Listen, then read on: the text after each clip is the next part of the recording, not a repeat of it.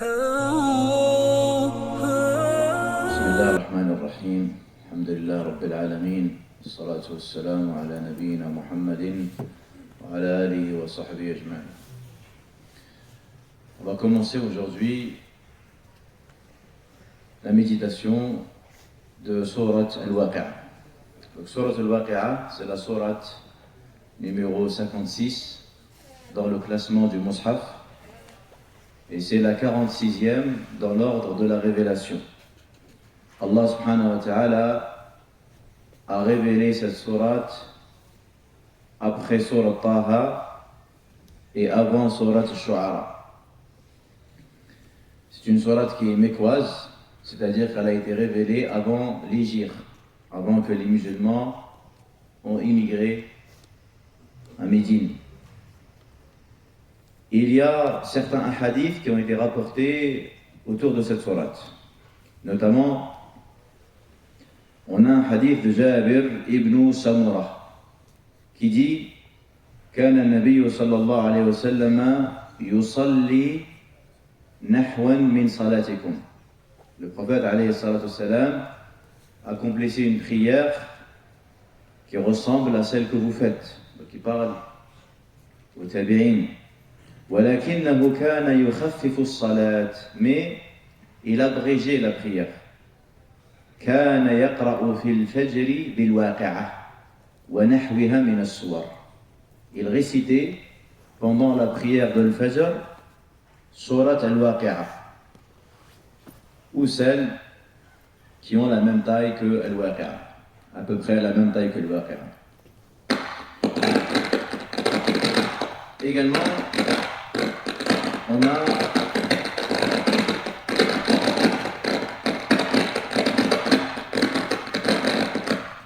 un autre hadith qui est rapporté par Tirmidhi d'après Ibn Abbas.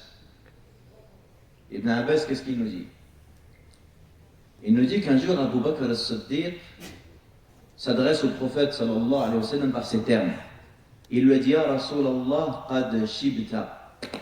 Ya Rasulallah, les poils blancs sont apparus sur toi. Il lui a dit: Shayyabatni Hud, wal waqi'a, wal mursalat, wa amma yatasa'aloun, wa idha ash-shamsu kuwirat.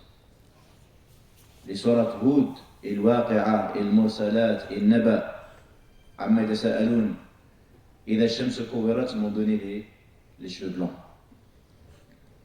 Cette sourate est une sourate qui contient énormément de science. Regardez ce que nous dit Masruq ibn al-Ajda', un parmi les vieux prédécesseurs.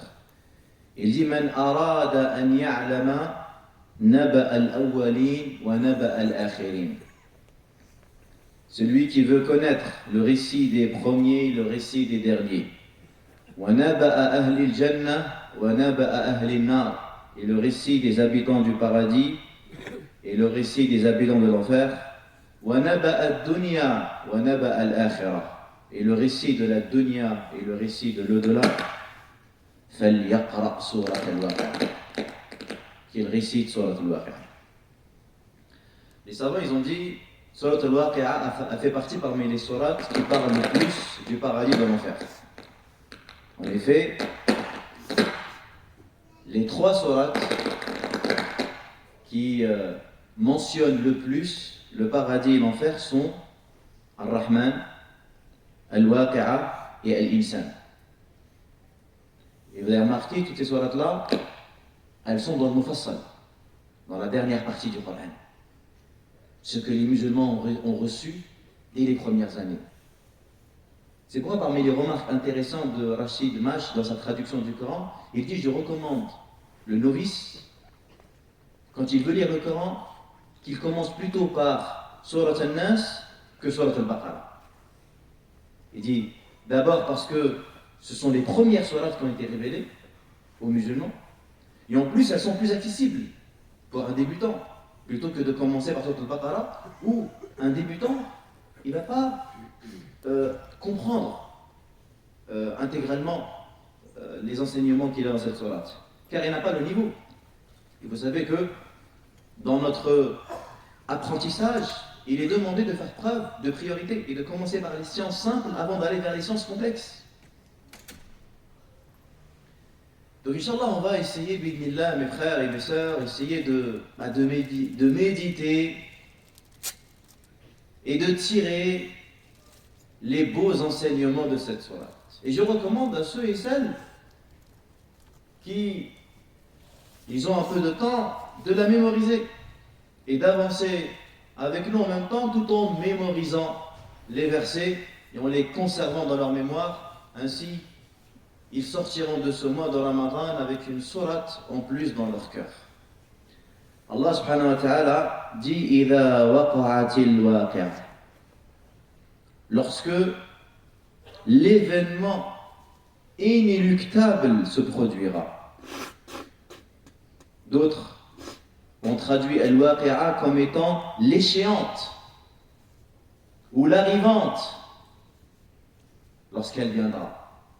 Et al-waqi'a, ce mot est un des noms qu'Allah a donné pour désigner le jour de la rétribution.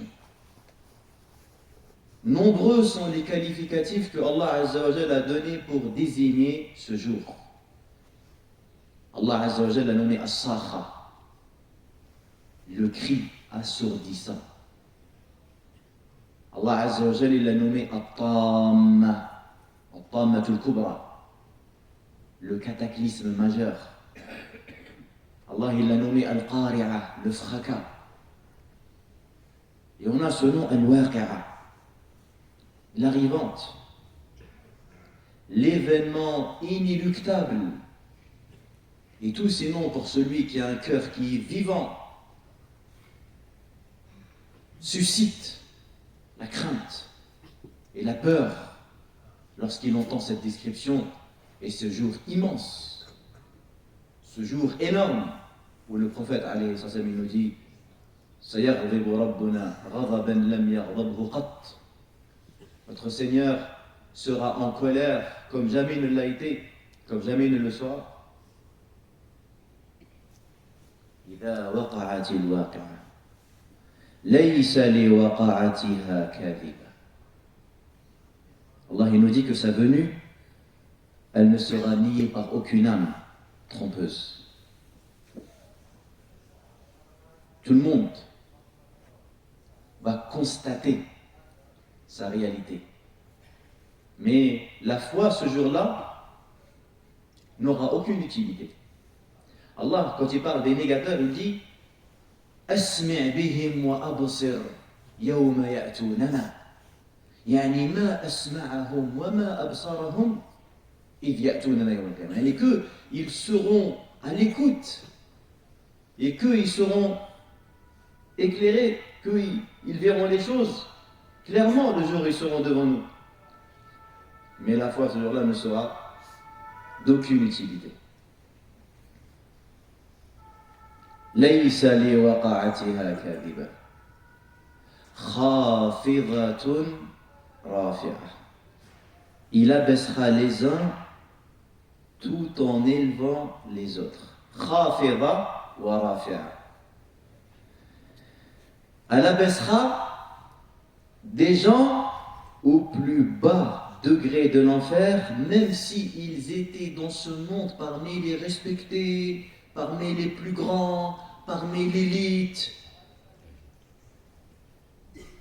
Ce jour-là va transformer ces gens ou va mener ces gens vers le plus bas degré de l'enfer. Et elle va élever au plus haut degré du paradis des gens qui étaient dans ce monde parmi les gens humbles, les gens simples, à qui on n'accordait pas d'importance. Rappelez-vous le hadith qu'on a vu il y a quelques jours, quand le prophète m'a dit que dites-vous de celui-là? Il a dit à Rasulullah in khataba yuqbal wa in shafa'a yushaffa, ou comme qala alayhi salam, s'il demande en mariage on accepte, s'il intercède on dit oui. Et puis il leur a dit que dites-vous de celui-là? Et quelques temps après on dit si il intercède on n'acceptera pas. Et s'il demande en mariage, on n'acceptera pas. Il leur a dit celui-là, est meilleur, la terre remplie que l'autre. Et on a un hadith, subhanallah, dans lequel également on voit cette vérité-là, dans Sahih Bukhari. Regardez comment الموازين تتغير يوم القيامة. كيف يوزن الإنسان في الدنيا. Comment est-ce que l'humain est considéré dans la dunya? Comment il est pesé? Hein, dans la dunya, les gens sont mesurés selon, généralement, la richesse qu'ils possèdent, la lignée, leur famille. Et au Qiyamah, c'est pas comme ça qu'on va peser les gens. Le prophète sallallahu alayhi wa sallam dit innahu la ya'ti ar-rajul al-'azim as-samin yawm al-qiyamah la yazinu 'inda Allah janaha ba'udah. Il nous dit que l'homme colosse et gros se présentera le jour de la résurrection ne pesant même pas le poids d'une puce aux yeux d'Allah. Il a resté le verset Wala nuqimu lahum yawma al-qiyamati wazna dans Sourate Al-Kahf. Nul poids ne leur sera fait au jour de la résurrection. Donc Allah, quand il décrit ce jour-là, il dit Khafidatun rafi'a. Ce jour, il abaissera les uns tout en élevant les autres. Et il n'a pas précisé qu'est-ce qu'il va abaisser et qu'est-ce qu'il va élever.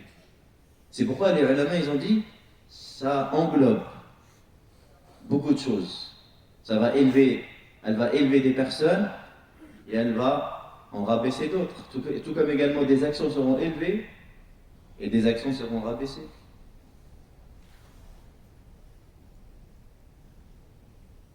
Regardez la suite. Quand est-ce que ce jour aura lieu? إِذَا رُجَّتِ الْأَرْضُ رَجَّا.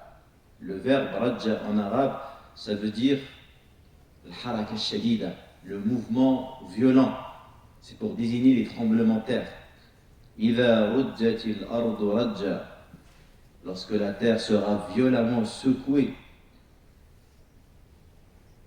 وَبُسَّتِ الْجِبَالُ بَسًّا. Et les montagnes entièrement pulvérisées. Méditez sur chaque mot, chaque verset. فَكَانَتْ هَبَاءً مُنبَثًّا. Ces montagnes que Allah Azza wa Jalla a créées, solides, ils ont été créés comme des piquets qui maintiennent la terre. بُسَّتِ الْجِبَالُ بَسًّا. Ils seront pulvérisés. فَكَانَتْ هَبَاءً مُنبَثًّا. Le haba, c'est le robar, c'est la poussière. Ils seront réduits à la poussière dispersée. Qu'est-ce qui va se passer ce jour? وَكُنْتُمْ أَزْوَاجًا ثَلَاثًا.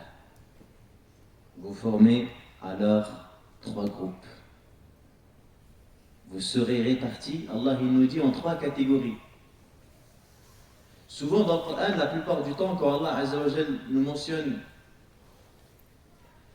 la catégorie des hommes, généralement Allah il les divise en 2 parties. Les gens de la droite et les gens de la gauche. Ashabul yamin wa ashabul shimal. Mais ici dans cette sourate, on voit qu'Allah Azza wa Jal il les divise en 3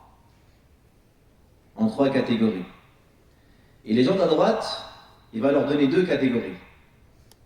Parmi eux, il y a les gens de la droite, et parmi eux, il y a les rapprochés. Et puis, il y a les gens de la gauche.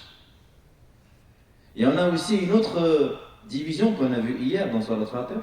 ثم أورثنا الكتاب الذين اصطفينا من عبادنا فمنهم ظالم لنفسه. Ceux qui ont commis du tort à eux-mêmes. ومنهم مقتصد. Ceux qui sont sur une voie médiane. ومنهم سابق بالخيرات. Et ceux qui devancent les autres.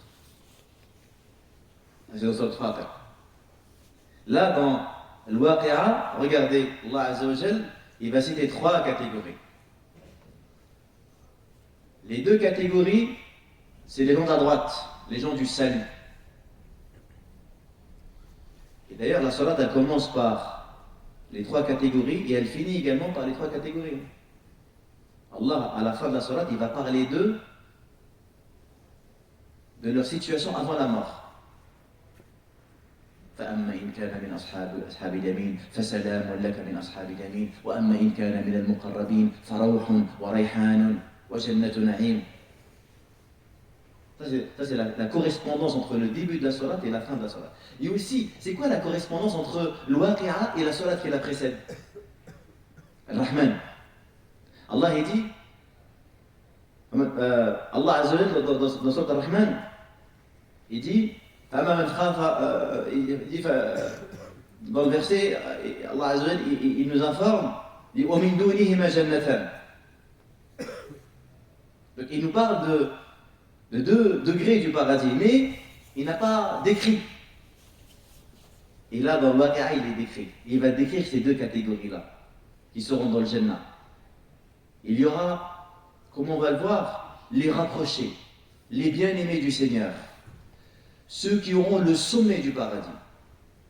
Ils auront ce qu'il y a de plus beau au paradis.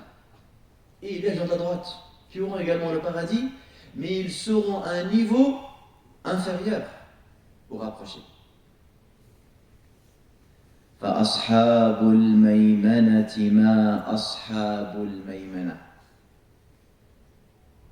Tout d'abord, les gens de la droite, mais que dire des gens de la droite? وأصحاب المشأمة ما أصحاب المشأمة. Ensuite, les gens de la gauche, et que dire des gens de la gauche? Et là, quand il va parler des rapprochés, il va les décrire. Il va détailler. Et après, il va reparler des gens de la droite. وَالسَّابِقُونَ السَّابِقُونَ. Et les devanciers. أُولَٰئِكَ الْمُقَرَّبُونَ. Ceux-là seront les rapprochés. Sabiqoun, Allah les a appelés. Sabiqoun, les devanciers, ceux qui se précipitent à faire les bonnes actions.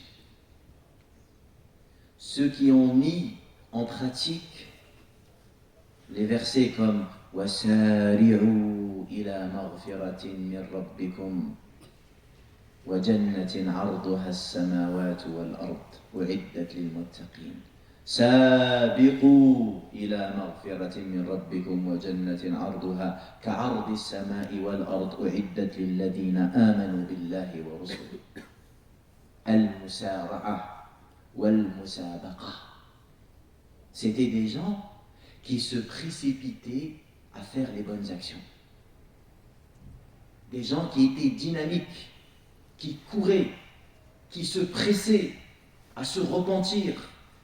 Dès qu'une occasion se proposait à eux pour faire le bien, ils étaient parmi les premiers. يسابقون العمل. أحب الأعمال إلى الله الصلاة في وقتها. L'action la plus aimée auprès d'Allah, c'est quoi? La prière en son temps. Ils ont compris que la chose la plus aimée qu'Allah il aime, c'est de prier au début de l'heure. Donc toute leur vie, ils s'efforcent, dès que l'heure de la prière y rentre, ils prient. Contrairement à ceux que Shaitan, il égare petit à petit. Le Nabi sallallahu alayhi wa sallam dit, voulez-vous que je vous parle de la prière de l'hypocrite? Il leur dit, c'est celui qui guette le lever du soleil. Le Fajr, il est à 5 heures.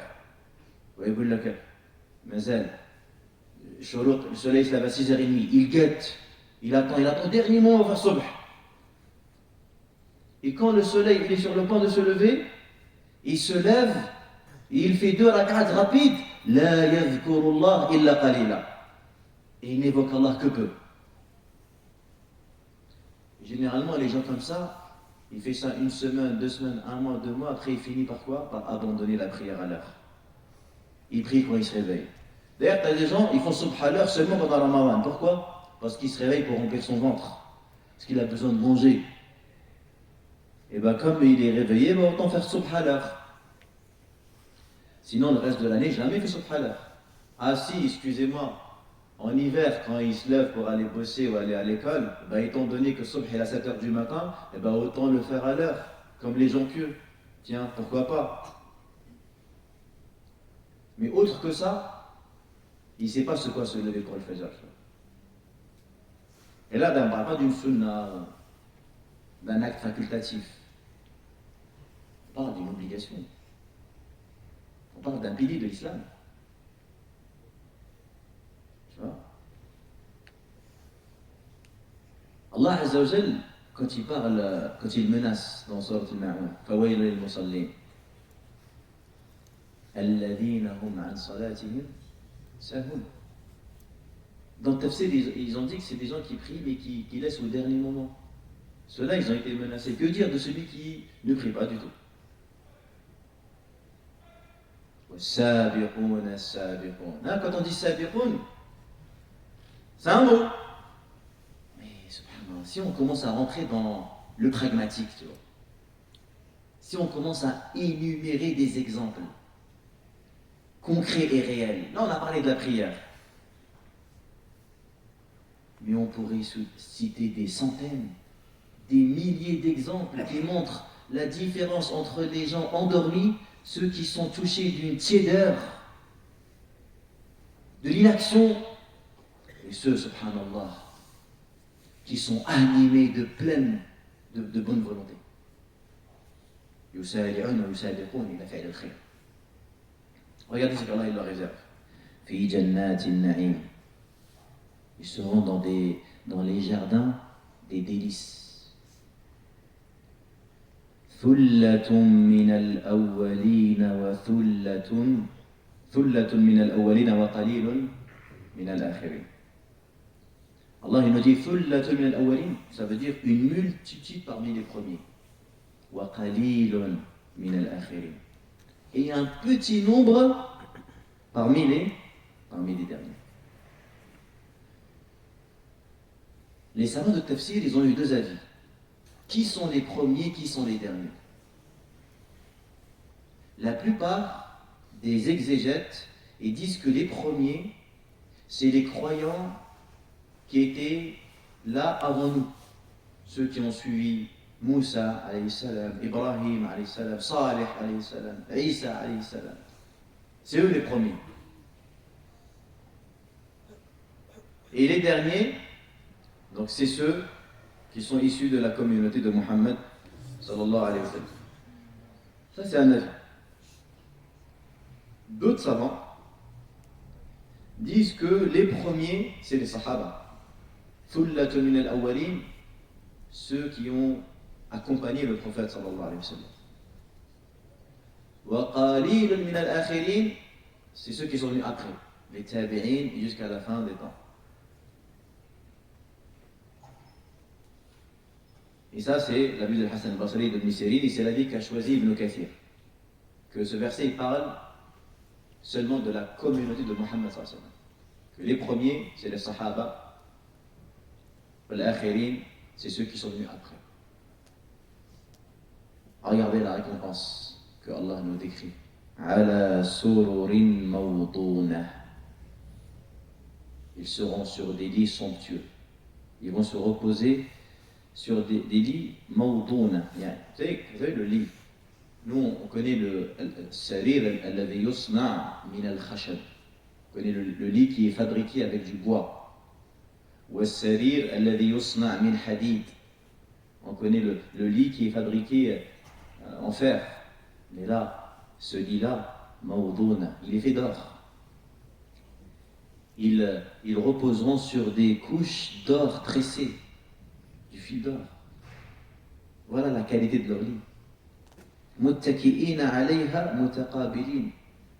Accoudés. Ils seront accoudés, les uns feront face aux autres. Et il n'y a aucune rancœur. وَنَزَعْنَا مَا فِي صُدُورِهِمْ مِنْ غِلٍّ إِخْوَانًا عَلَى سُرُرٍ مُتَقَابِلٍ. Ibn Rajab il dit que le croyant il aura un lit sur lequel il est accoudé, et à partir de ce lit-là, il verra le royaume que Allah Azza wa Jal lui a offert. De son lit, il va tout voir. Parce que les lits sont élevés. Et regardez, subhanallah, la puissante correspondance dans Surat al-Ghashiyah, entre le début de la Surat et la fin. Parce qu'Allah il parle également dans le Ghashiyah.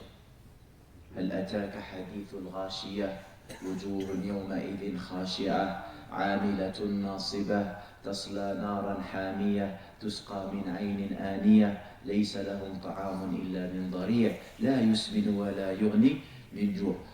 Puis après il parle وجوه يومئذ ناعمة, des visages resplendissants. لسعيها راضية في جنة عالية لا تسمع فيها لاغية فيها عين جارية. Allah dit فيها سرر مرفوعة. Il y a des lits élevés. Quelqu'un il va dire mais un lit qui est élevé, comment je vais faire pour pouvoir monter dessus? À la fin de la sourate, Allah il dit أَفَلَا يَنْظُرُونَ إِلَى الْإِبِلِ كَيْفَ خُلِقَتْ. N'ont-ils pas vu les chameaux, comment ils ont été créés? Quelqu'un qui voit un chameau va dire comment je vais faire pour monter sur cette bête énorme? Mais Allah Azza wa Jal, il l'a assujetti pour l'homme.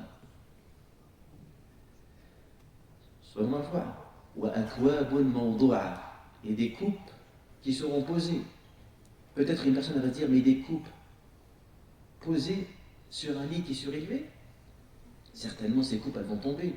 Allah il dit après وَإِلَى السَّمَاءِ كَيْفَ رُفِعَتْ. Et ils n'ont pas vu le ciel comment on l'a élevé?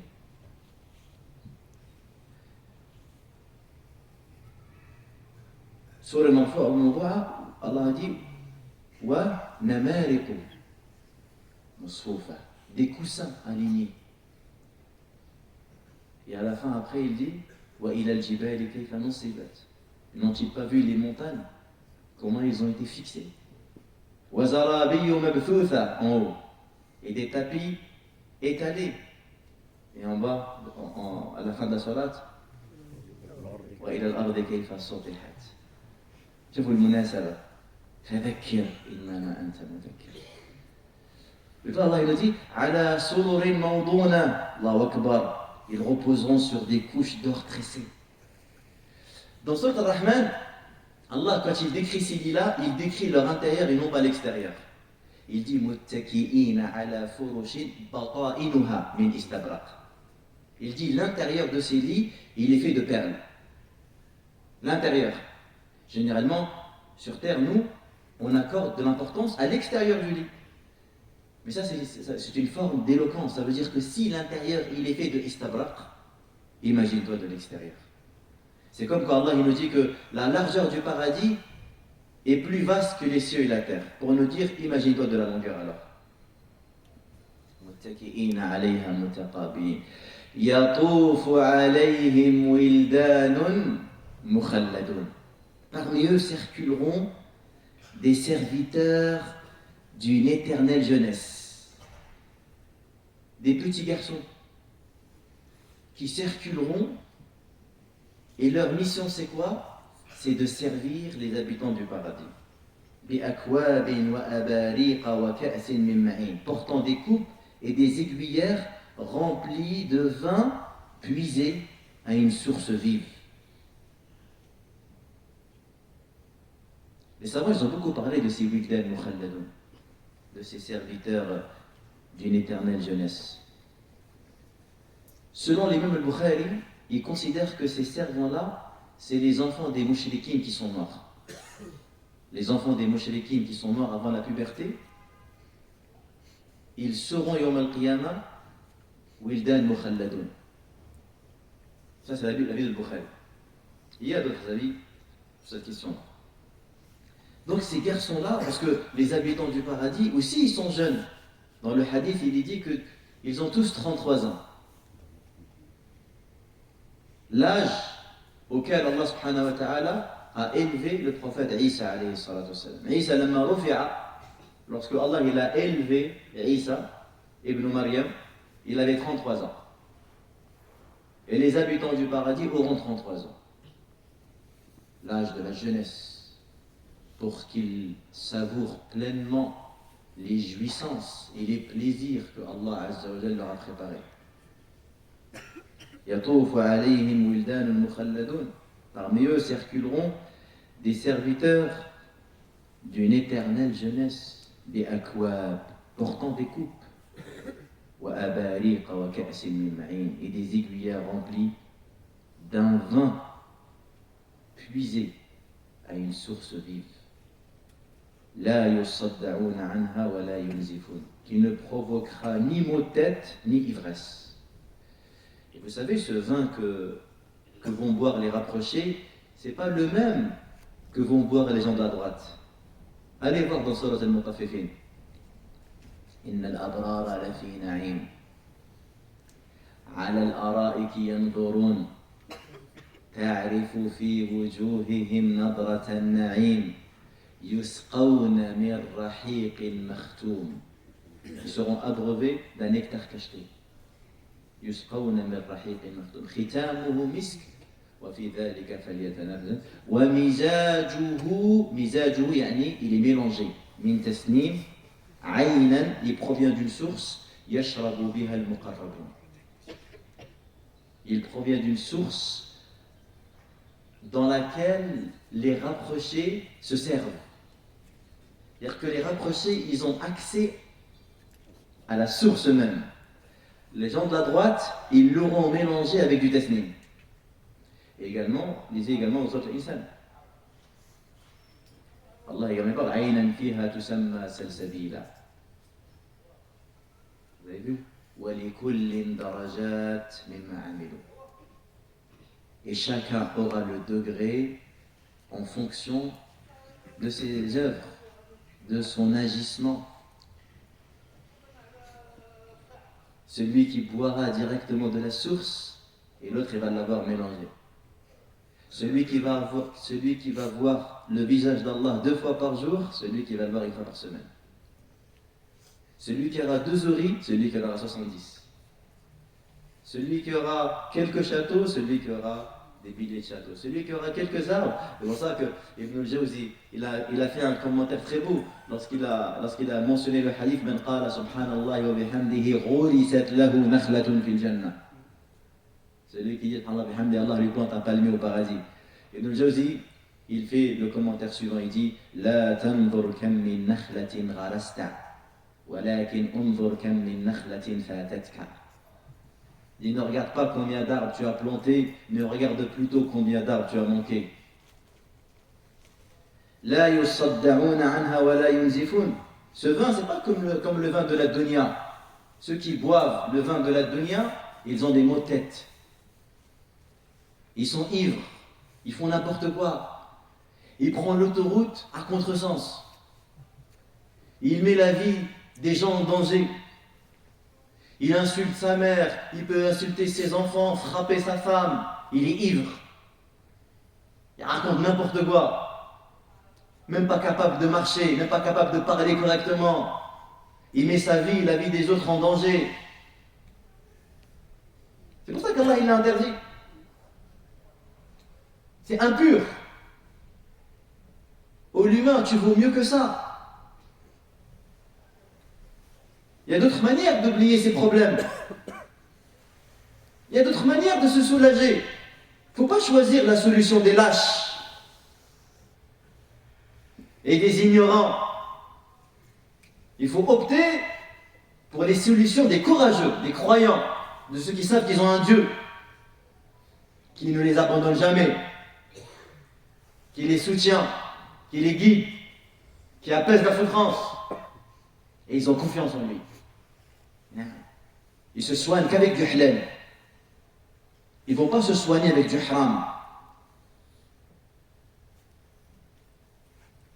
La yusaddaouna anha wa la yunzifun. Et regardez, non seulement ceux qui consomment ces boissons-là. Attention, quand je parle de l'alcool, j'inclus dedans le shit, les... Comment on appelle ça là, les gaz hilarants, je sais pas quoi. Toutes ces drogues-là. Non seulement tu fais du mal, tu es en train d'abîmer ce petit bijou qu'Allah t'a donné. Ce bijou, cet instrument ô combien important.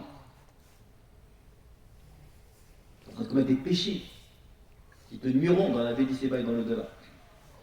Et écoute ce que dit le Nabi sallallahu alayhi wa sallam. Man shariba من شرب الخمر في الدنيا لم يشربها في الآخرة.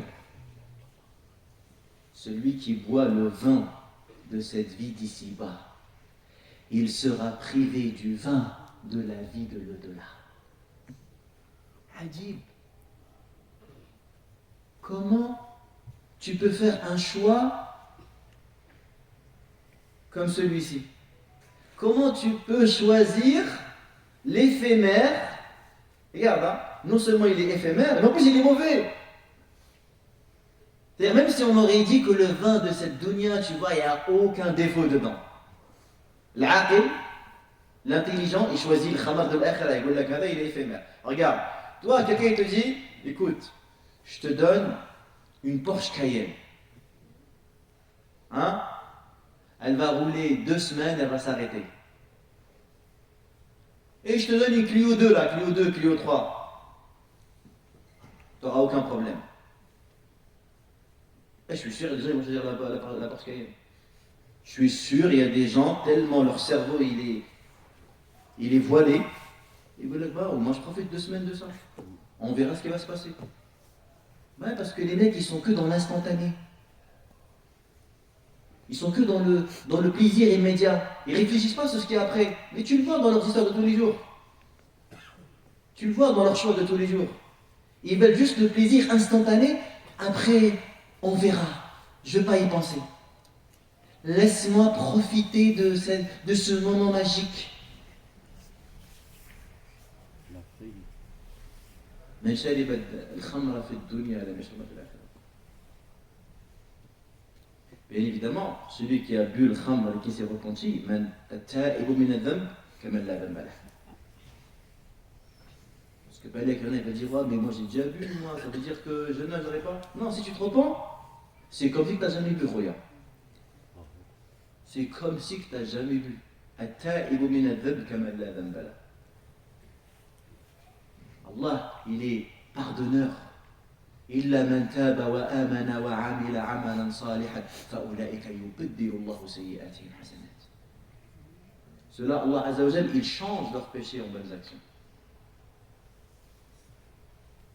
Et d'ailleurs, les ulama, quand ils ont parlé de ce hadith-là, ils ont dit que, en faisant des péchés, Ibn Qayyim il en parle dans Hadith al-Arwah, en faisant des péchés, tu vas diminuer tes plaisirs dans l'akhirah. C'est pas que le khamr, ils ont parlé également des plaisirs de la femme, du chant, etc. Que plus quelqu'un il prend sa part dans la dunya, plus il est en train de diminuer sa part dans l'akhirah. Mais ce qu'il prend dans la dunya, qu'est-ce qu'il prend?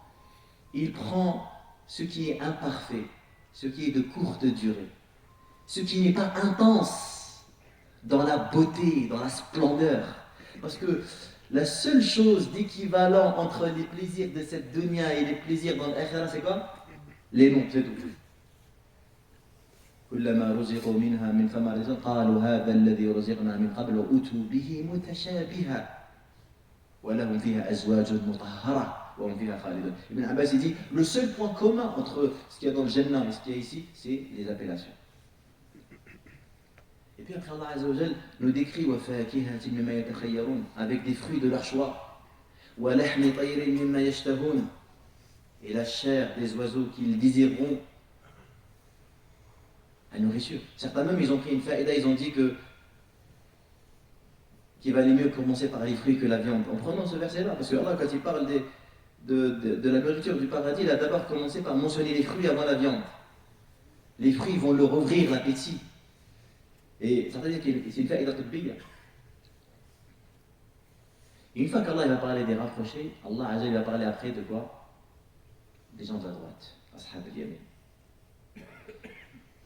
Et on verra, Inch'Allah, un propos magnifique de l'imam Ibn Qayyim dans son livre Tariq al-Hijratain. Qu'est-ce qu'il a fait, Ibn Qayyim? Il a décrit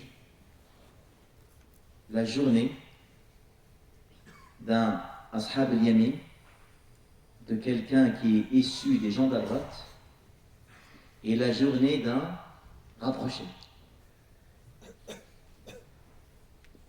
Pour montrer la différence de ces deux personnes-là, comment ils vivaient dans la dunya.